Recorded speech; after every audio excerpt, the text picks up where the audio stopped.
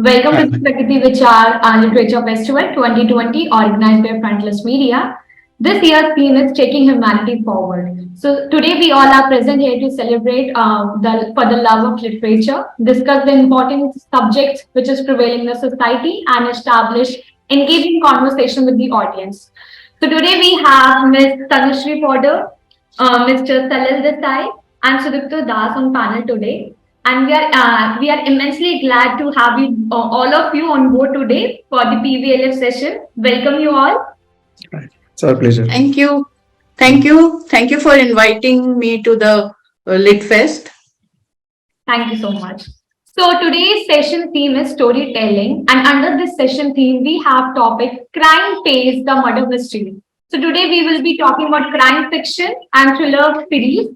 So and in a panel, all the panelists are very good crime fiction writers. So welcome. So first, I will start with the introduction. First is Tanushree Poddar. Tanushree Poddar is a well-known travel writer, novelist. Climate change and environment are of special interest to her. Tanushree enjoys writing in various genres. This has led to her writing in historical, military, crime, and paranormal genres for adults and children. She has written many non-fiction books before moving to fiction and has published 15 novels. Among her books are Nurjahan's Daughter, Boots, Belts, Berets, On the Double, Escape from Harem, Solo in Singapore, A Close Full of Skeletons, Before You Breathe, No Margin for Error, The Teenage Diary of Rani Lakshmi Bai, The Girls in Green, Spooky Stories, and Invitation to Die. Spooky Stories has 16th book. Three of her books, Boots, Belts, Berets, Closes Full of Skeletons, and Girls in Green are adapted into web series. Welcome, ma'am. Thank you. Moving on to our next panelist, Mr. Salil Desai. Salil Desai is an author, columnist, and filmmaker based in Pune. Murder Milestone 2020 is the fourth book of his much acclaimed Inspector Salhaka mystery series. Over the years, Salil's books have received good reviews from esteemed publications. His work has been praised by veteran authors Dr. Shashi Tharoor, Shobha De, and filmmaker Sriram Raghavan and Sujoy Ghosh.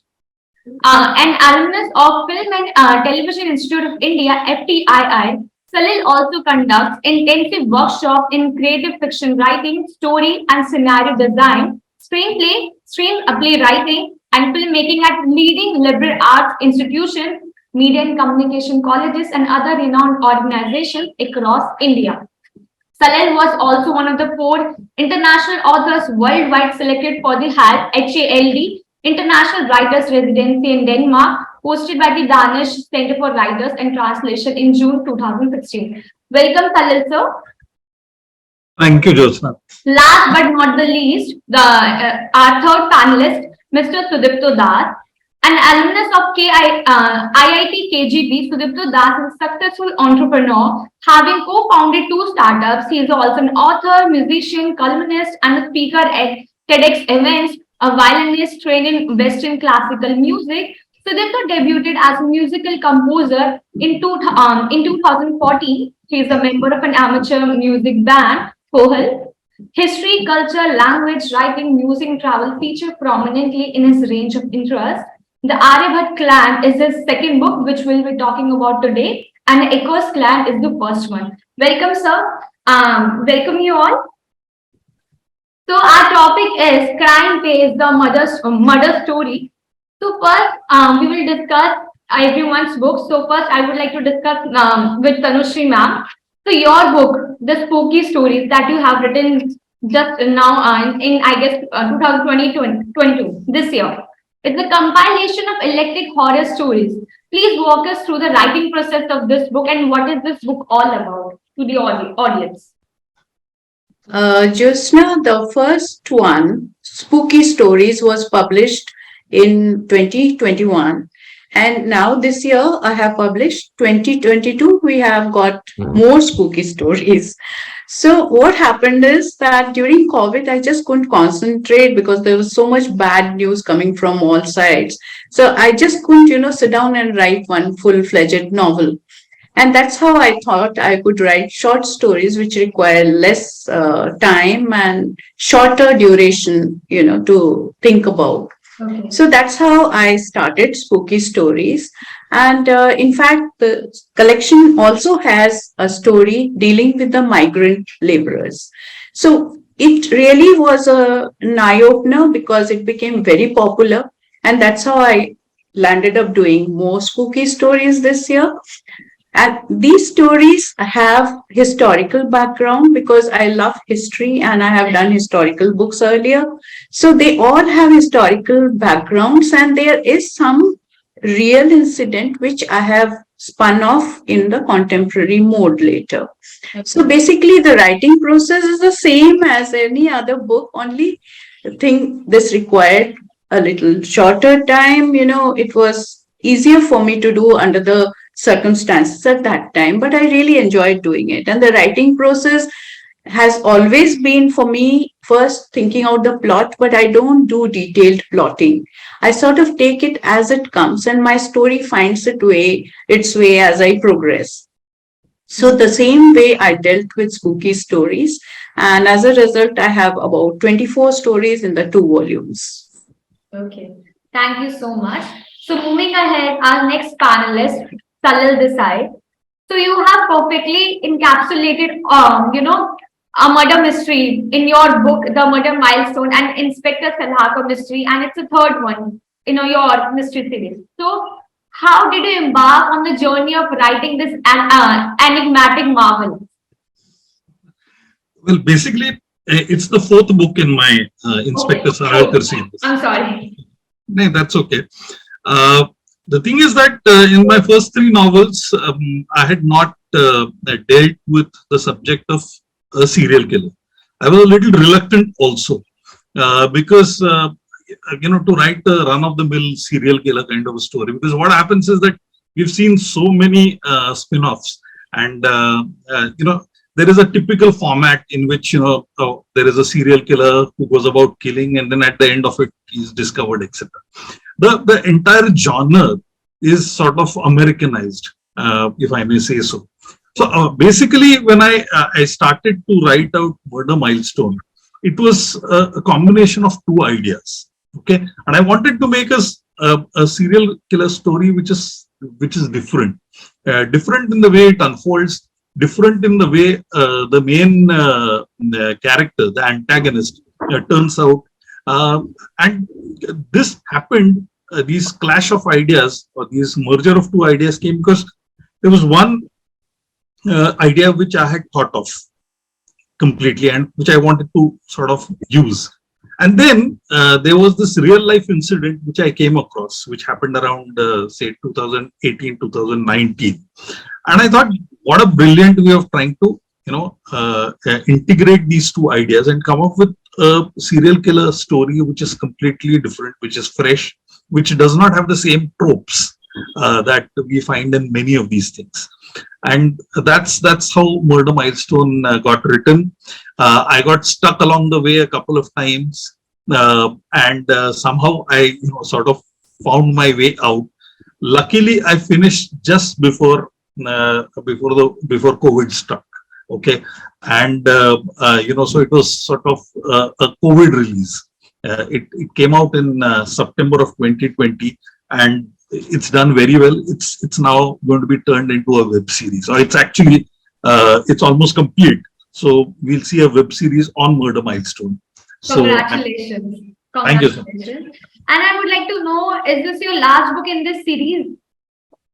No, absolutely not. My next book in the series, the 5th one, is due for release in January. It's known as The Kid Killer. So okay. I'm embarking. I'd embarked on something completely different, and I've completed it. It's probably my fastest novel that I've written. I've written it in a flat about 7 months. My average is generally about 12 to 14 months, but this one took a shorter time, and I think it's quite surprising even to myself that I completed it in such a short time. I can feel your enthusiasm. The way you talked about your work. So congrats. Thank you. So, moving ahead, Mr. Sudipto Das. So your book, The Aryabhat Clan, is a murder mystery, and it's a second book, right? So how did you come up with the theme of this? Yes, yes. So I think first of all, I am very privileged that I am in a very illustrious company, right? I heard, I mean, both the other panelists talk about, right, and with the series of books, right. So like, thanks for making me part of it. So I think it didn't happen to be a murder mystery. Like I'm more interested in the the cultural sort of, and also the historical past of India, whether it's the ancient past or the medieval past, right? So Arya Bhatta, as the name says, it's related to Arya Bhatta, right? So and since childhood, okay, not childhood, since my early adulthood, right? I've been a pretty much fan of Indiana Jones, right? When I grew up seeing his movies, and especially I am also a big fan of Steven Spielberg, right? So E.T. and the Indiana Jones, used to come at the same time in 80s when I was like in high school, and obviously the Harrison Ford played the role of Indiana Jones, and I believe that history can also be told in such an amazing manner, right? If you see like Indiana Jones talk about some about Christianity, some aspect of Christianity, which could be very boring history, and not many people would have read. But the way I think Spielberg and the George Lucas, they have done it, right? And also the way Harrison Ford played the role. I felt that history is a very strong thing, right? If there can be books like Dan Brown's book and Indiana Jones written about Roman history and sort of Christianity, right? Why can't India, being much more older in civilization and much more like diverse, I won't say richer, but much more diverse in a lot of things, right? History, culture, language, music, whatever you say.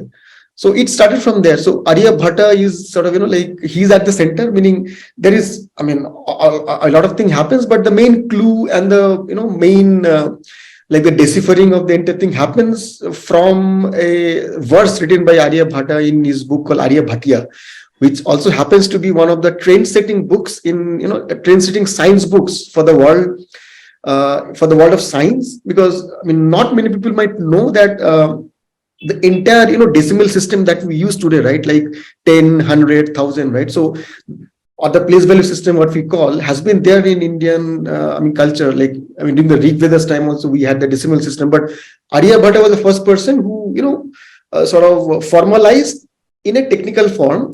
And that was first translated into Arabic, and then from Arabic to Latin. And the Europe got the place value system around 15th century. And it's not a mere coincidence that the scientific renaissance happened in Europe only after the place value system went to Europe, right? So Arya Bhatta, somehow I felt he's a much more ignored character in Indian history, right? Sort of, I think we should celebrate Arya Bhatta the most, apart from being an astronomer, mathematician, right? So I had that thing, and somehow I was also very much inspired with Indiana Jones, and I had written the first book. It was kind of the same series.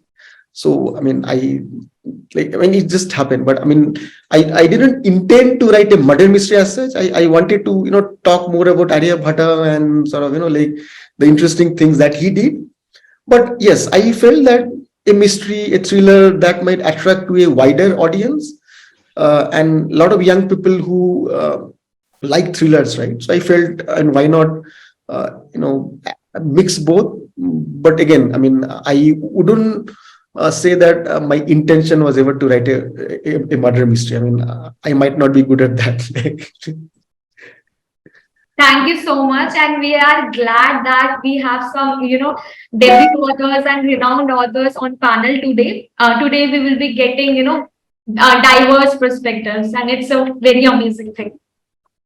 So my next question, that in your opinion, what are the three essential components or elements of any murder mystery that you can add to your story and make it more spookier? So I'll start with Tanushree ma'am. I think the main ingredient for a murder mystery is a murder. We can't have, but then crime is a very wide subject.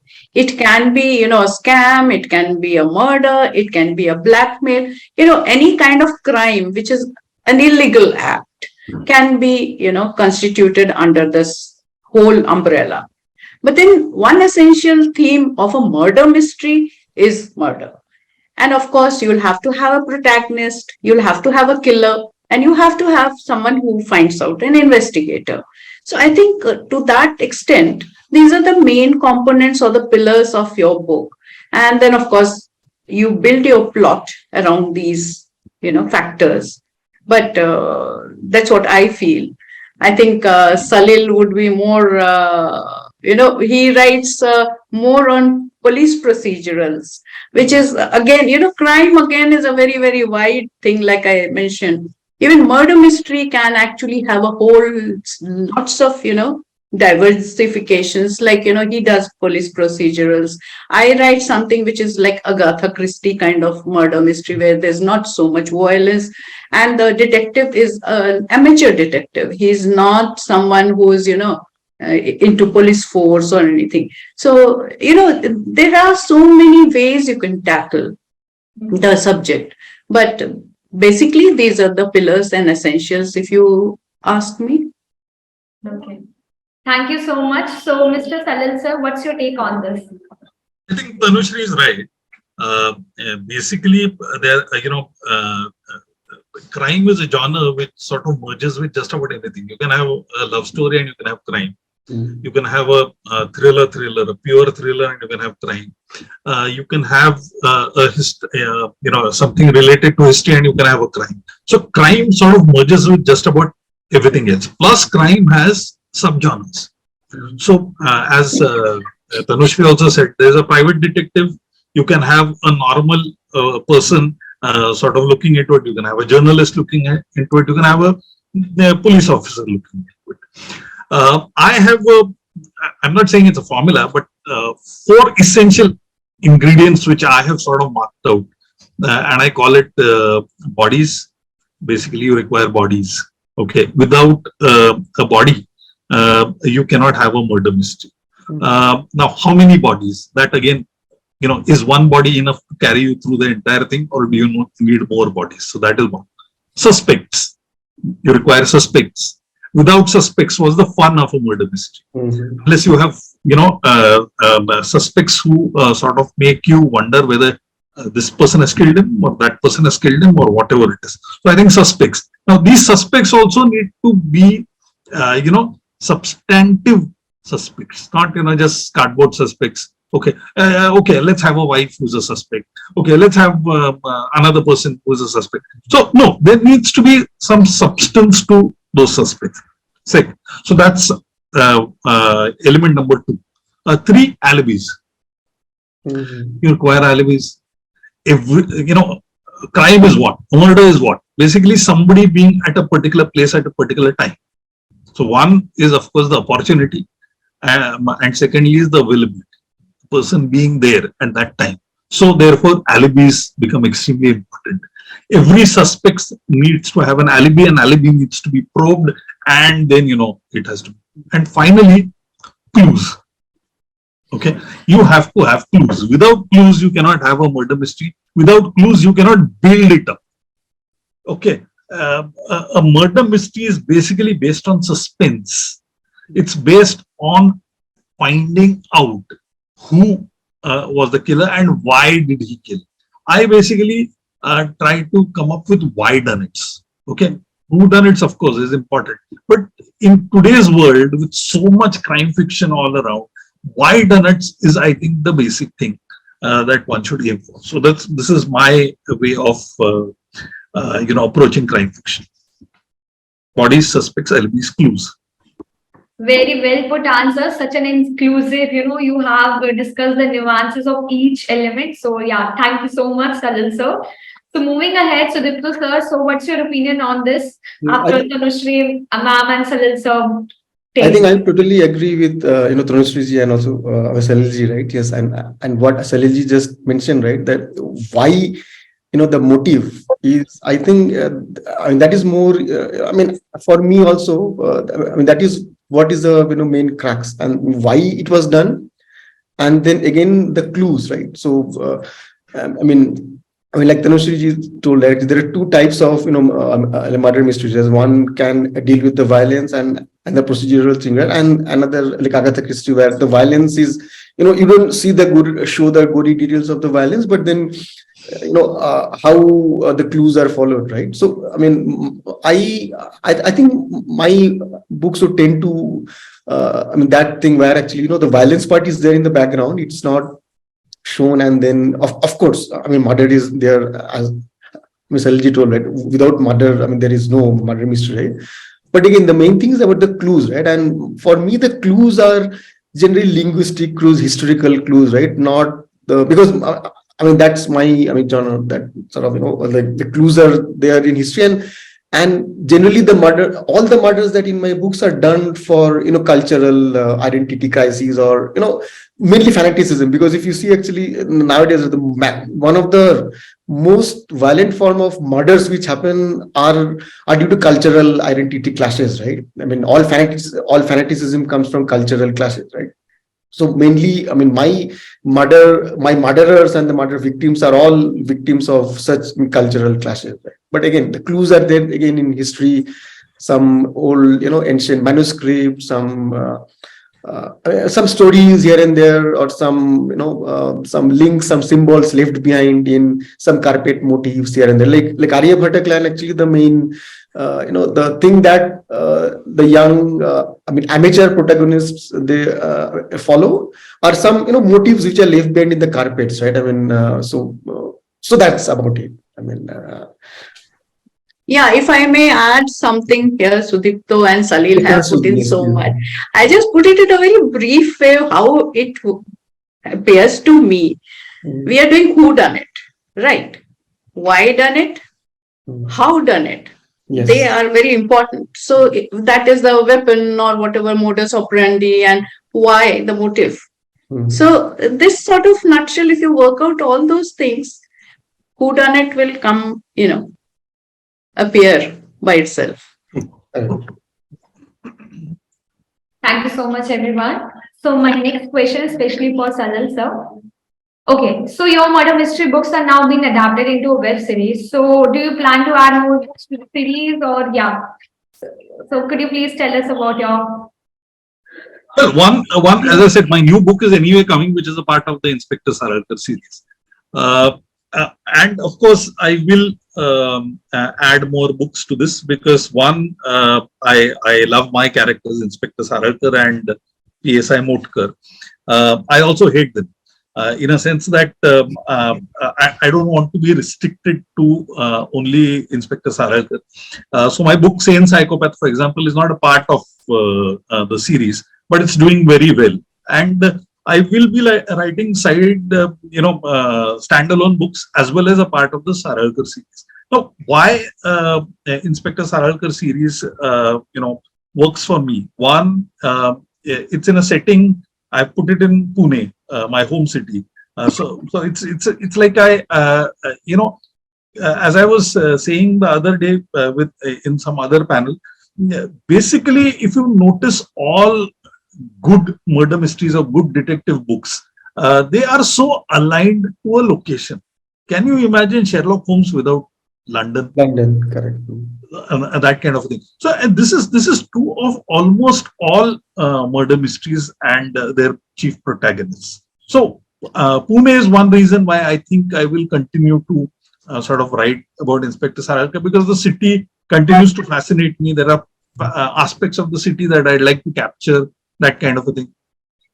Secondly, I think what is good about police procedurals is that if you remove all the boring stuff, and police investigations are highly boring, in a sense that you have to do so much. It's all easy. For example, if you have to, let's take a murder happens in a particular building.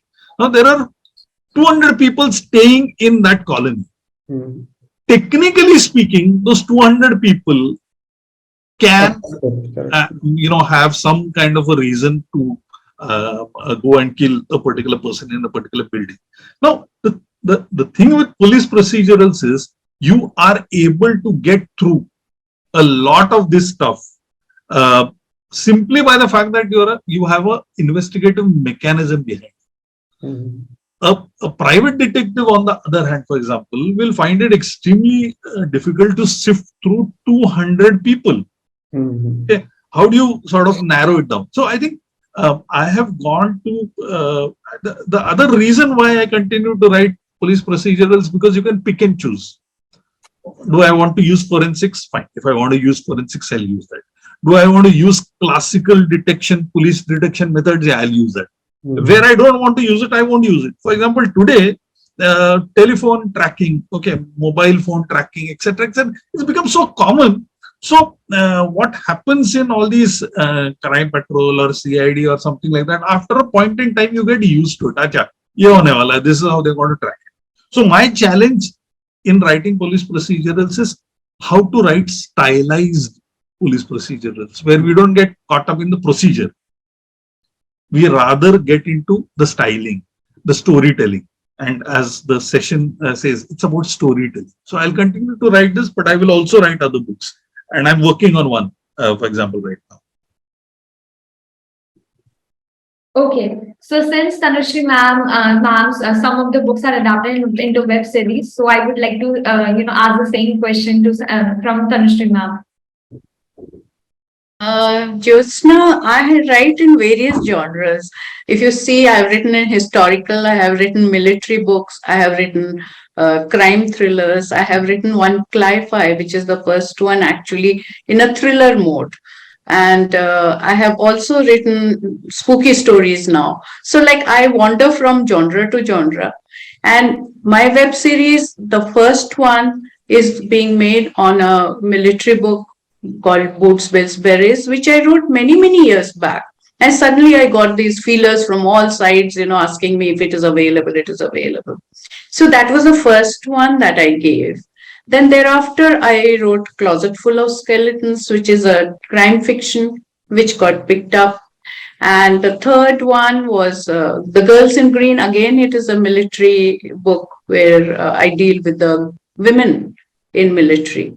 And that's also going for a web series. So I really don't know, because there's so many different genres that I write. I don't know which one I'll write next and which one will get picked up for web series. So unlike Salil, who knows his, destination, I continue to be a nomad and a gypsy, wandering all around, writing about what strikes me at that moment. So I really can't answer whether I'll be writing this specific one again.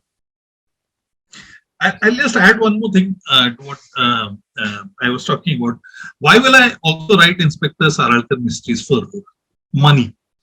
Now that it's been made into a web series and it's popular, that is the reason I'll write more Inspector Saralkar, because writers have it's not as if it's not like abroad where you can sell millions of copies, etc., etc. No, writers in India don't sell millions of copies. I mean, you can have one Chetan Bhagat, you can have one Ashwin Sanghi, you can have a Ravi Subramanian, but not everyone does that.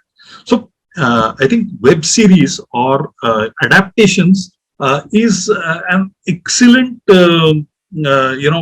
means of remaining a full-time writer, because your money pours in, and that is one of the reasons why I would continue to write Inspector Saralkar series also, because now it's popular. So Tanushree ma'am, your book, the spooky series that you have written, you have two books you have written under this name. So you have added some illustrations. So what was your idea behind adding such illustrations to spooky stories? So yeah. I think the illustrations really add to the spookiness. And a lot of people readers have got back saying that the illustrations fit the story so well that it gives a very eerie feeling when you read the story, because it helps you build up the image of the protagonist or the aura around the story and all that. But basically it was not my idea. I can't take credit for it. It was a publisher's idea. They decided first they wanted to do just a few illustrations, then they decided to do one illustration for each story, and the illustrators have done such a good job that the reader just cannot fail to notice the illustrations. Apart from reading the book, they also pay attention to the illustrations. And I think it always adds on. It makes it more effective.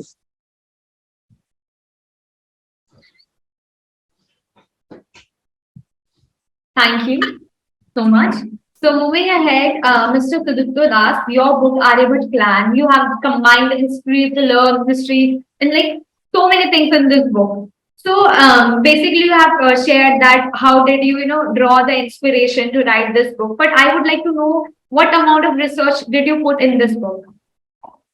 Well, it takes time because see, I'm not, I'm neither sort of history background, neither I did any course in linguistics, right? So like somehow all the things which I'm passionate about, right? They started as hobby, and I mean. By profession, I'm an engineer, which has nothing to do with linguistics and history, all these things, right? So, like, yes, it takes time, and might be a professional would have done it much faster. Somebody coming from linguistics background, or at least some literary background, right? I mean, I studied language last in school. Right after that, I mean, I never study language or history, all these things. Yes, so I think for me it was very tough, but again, it was tough because of my ignorance, and I think my lack of like credible sort of guidance, right? So and everything was based on Google, and obviously some of my friends, some of I mean, when you are interested about something, somehow help comes in, help pours in, right? And I believe it happened with my friends helping something, and my teachers, and I mean they connected me to somebody, some historian, and from that somebody, right? So it happened. So it takes very long time. I mean, I take 3 to 4 years to write one book. And it's slow. Like in the last, I think more than 10 years, I managed to write only 3 books. So like it takes time. But again, that doesn't mean that I'm doing a great job in researching. I'm just slow. I mean, that's it. No, you're doing a great job because doing so many things. I don't think I could have managed even a single book if I was doing all that you're doing. Like it's I mean, I feel that some technical knowledge, some background about the thing that you are doing, some academic background, because it's like same thing, right? Like Hemant Kumar, Kishore Kumar didn't learn singing, but they were great singers. That doesn't mean that you know schooling in music is not necessary. Obviously, a trained singer like Lataji, Mannaji, right? Of course, you see the difference, right? I mean, any song sung by Hemant Kumar, my favorite artist, and also sung by Muhammad Rafi, a lot of difference, right? And so, I mean, an academic training helps. So that is what I realized due to my lack of academic training. Just 1 second, let me clear one thing. I have no literature background. I am a science student. No, And I know. did my management. No, I know. So I have most of the no writers like literary that. background I know. or education. So, Yes. sometimes you can build on it. Yes, I think you will. You will. Research is absolutely necessary. For example, I mean, I'm not a policeman. I know. So the thing is that how do I get through it? I mean, there's a lot of research. I also feel very strongly. It's not just research. It's interest in Yes, exactly. Beyond your this the general interest. I think in India somehow people have very little interest in other things. Or absolutely, yes. I think that is one of the most important things. Plus common sense. I mean, when you write something, it's not as if I write everything according to how a policeman would have done it. Policemen also use a lot of common sense. Correct. That kind of a thing. So I think these all factors go into writing books, and of course, it's all credit to you that Sudipto, especially coming. One of the things that I've always felt is there's a very less reading which happens in technical, by technical folk or folk who are actually doing things in IT or something like that. I don't know why. I just wonder why. Is it basically because during our schooling we don't get enough exposure? Quite possible, but it's very creditable. Therefore, see what I understand. Sort of, I have raised it at number of forum, right? See, I feel that like importance of language is missing. Even the way the schools teach nowadays, right? And I studied 30 years back, right? At least we studied some Bangla and some good English, right? But now the importance for language, like my son, he just completed his +2 last year, right? There was absolutely no focus on either Hindi or English. I mean, like he cannot read Bangla because I mean we stay out of Calcutta, we are in Bangalore. So I think that lack of sort of study of languages, right? So if you don't study language literature, you don't have this habit of reading, right? Right. And in IT, what happens actually sort of from early age, the focus is so much on cracking those competitive exams, right? That actually ruins your sort of intellectuality, Right. that ruins your sort of aesthetics, right? Which I feel. I myself went through that, but fortunately, my parents also. I mean, my father was, though an engineer, but still, I mean, he was so passionate about sort of, books, music, right? I mean, somehow I didn't go through that drill, and I also didn't put my son through that. But I've seen a lot of kids, right?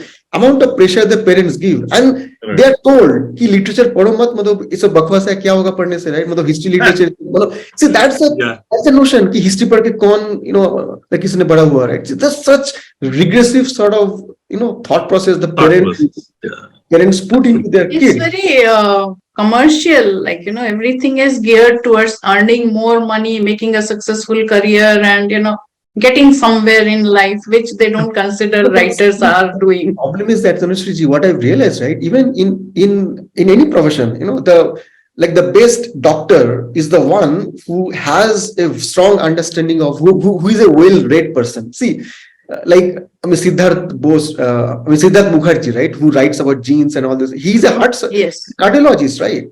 But he's one of the best cardiologists, and also, to excel in any domain, this artistic sense is very important. In fact, Yes, I've yes, read a lot of creativity.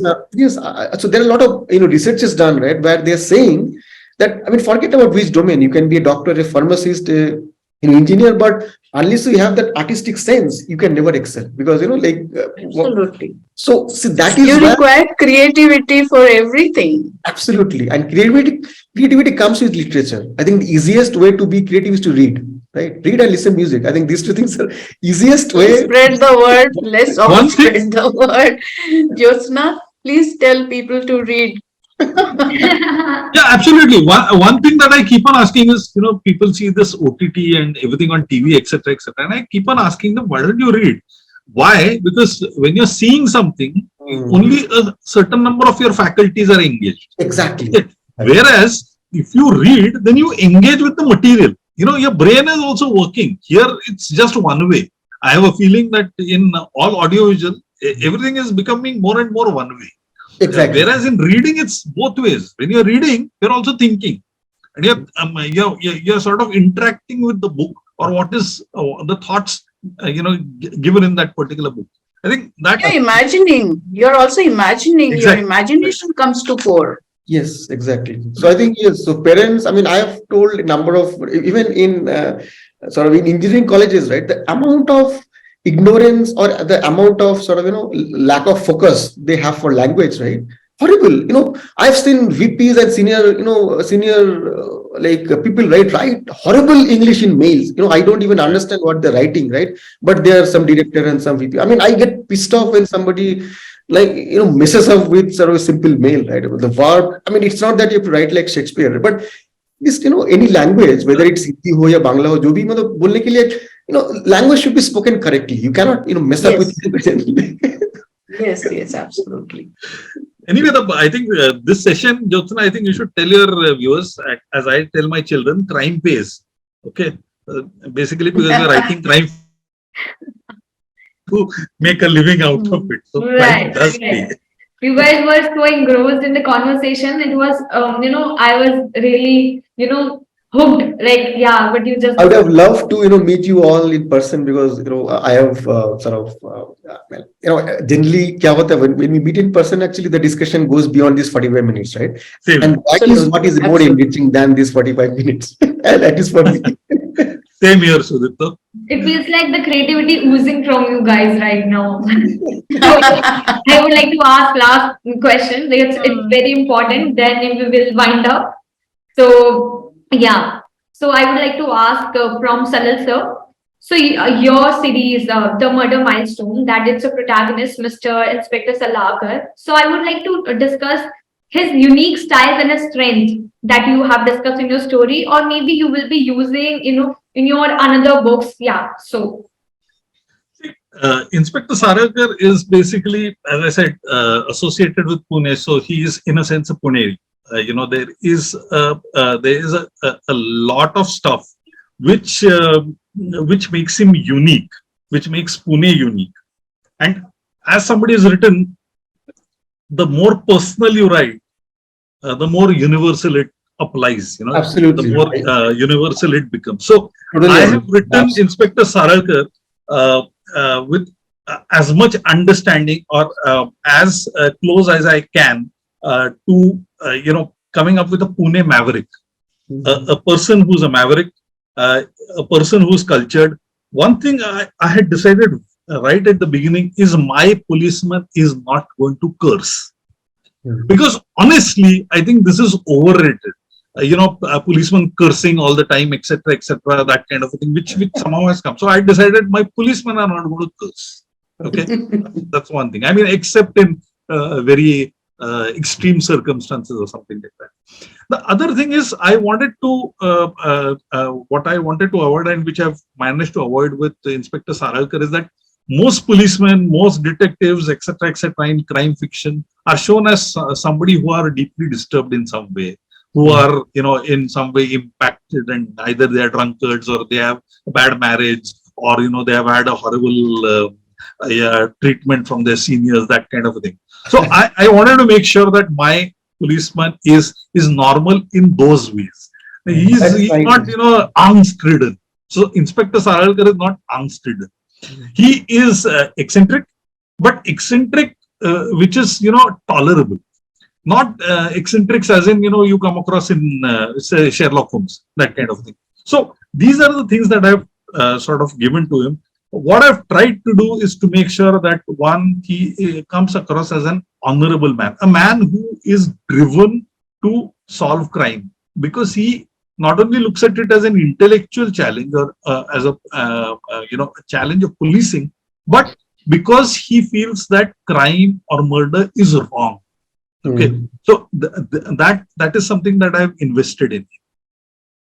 He is someone who is, let us say, also not corrupt.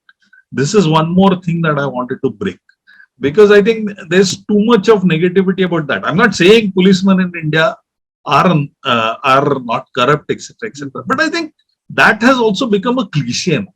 So I think that is something that I've removed, and this is also true with Inspector Motkar, who is the assistant. Okay, PSI Motkar. I also wanted to make sure that he is an assistant who is not some kind of a, a sort of side show or something like that. Somebody who's dumb. So I didn't want to make that. I wanted somebody who is equally interesting. I didn't want to make another Dr. Watson. I wanted to make somebody who also contributes, who is a thinking person, and who's not a sidekick kind of a thing. So, PSI Motkar is that. So, this is how I have managed to sort of put together. The other thing I learned very early is that you have to keep the life story of the protagonists moving. They are not stuck in time. Things are happening in their lives too. So you have to keep on adding to their character. You have to make their characters move ahead. So I think that is also interesting, but it is also challenging, because what are the changes that you can make in that person, and to what extent can you go? Because originally, the reader has liked Inspector Saralkar as he was first introduced. So you should make sure that those elements are not missing. Yet you keep on adding things. That's what I've done.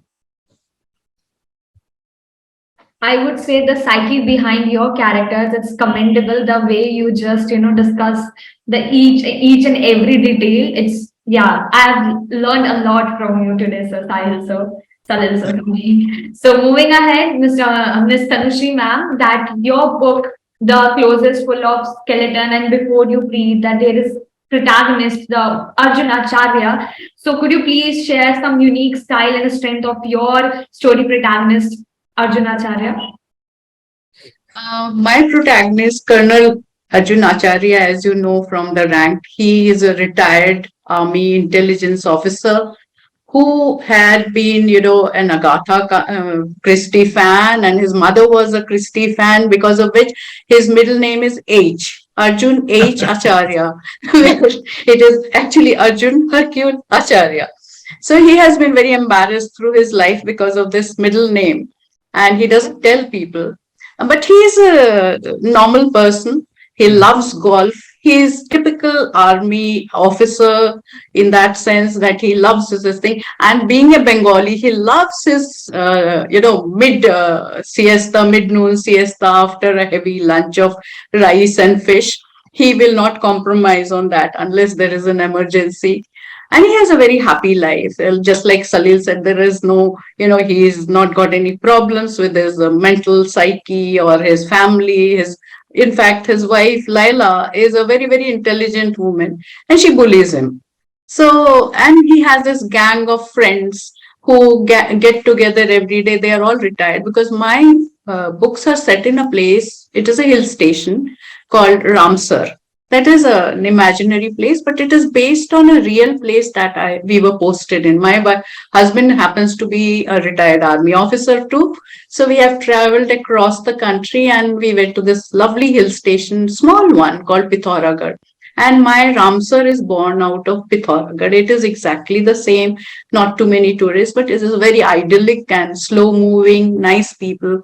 And he has this gang of bridge players who are all retired, a judge and a doctor and a professor, and they have a very good time. They discuss cases and all that. So he's a normal social being. But plenty of he's crime. But It's a small place, but plenty of crime, I say. yeah, it just starts. It just starts in my books. It was almost crime free. And so that is why there's a very small police station with just two people in it and, that kind of thing. And they always ask Acharya for assistance in solving.